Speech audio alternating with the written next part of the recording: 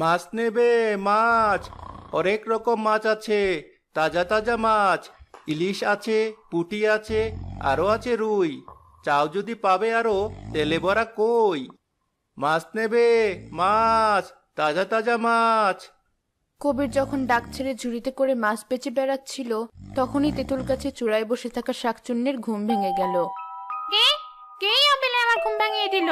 কানে তো পুরো সাহস, দেব নাকি ঘাটটা মুটকে?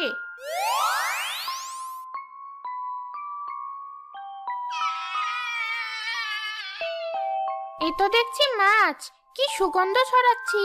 সকাল সকাল মাছ খাবো। আহা কি আনন্দ, গাছে গাছে ডালে ডালে।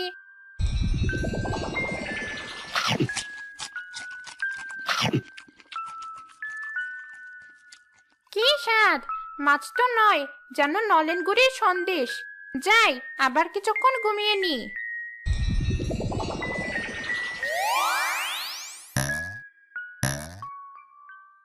আরে, মাথার জুড়িটা এমন হালকা হালকা লাগছে কেন? দেখি তো নামিয়ে।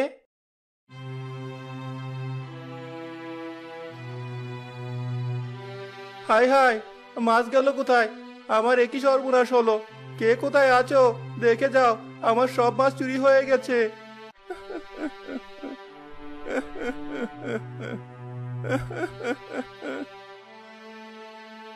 একে কবির ভাই, এখানে বসে কাঁদছো কেন? একটু আগেই তো দেখলাম তুমি মাছ বেচে বেড়াচ্ছ। আর বলো না ভাই, আমার সব মাছ চুরি হয়ে গেছে। আমার একই সর্বনাশ হলো। সে কি কথা? ঝুড়ি তো তোমার মাথাতেই ছিল, এ আবার তোমার মাছ চুরি করলো? আর যদি করেও, তুমি বুঝতে পারলে না? আমিও তো সেটাই ভাবছি, এখন আমার কি হবে? কেঁদো না কবির ভাই, যাও বাড়ি ফিরে যাও। কপালে যা আছে তা তো আমাদের ভোগ করতেই হবে। মন খারাপ করো না, যাও। রাজুর কথায় কবির বাড়ি ফিরে গেল। তাকে তাড়াতাড়ি বাড়ি ফিরতে দেখে তার স্ত্রী রীতা বলল, এ কি, তুমি এত তাড়াতাড়ি বাড়ি ফিরে এলে যে? আর তোমার মুখটা এমন দেখাচ্ছে কেন? আমার সর্বনাশ হয়ে গেছে রীতা, আমার সব মাছ চুরি হয়ে গেছে। এসব তুমি কি বলছো? মাছ কি করে চুরি হলো? সব তো তুমি ঝুড়িতে করে নিয়ে যাচ্ছিলে। আমিও তো সেটাই ভাবছি, এতগুলো মাছ আমার কোথায় চলে গেল? চিন্তা করো না, যা হওয়ার হয়েছে। শান্ত হও, চলো তোমাকে খেতে দিই।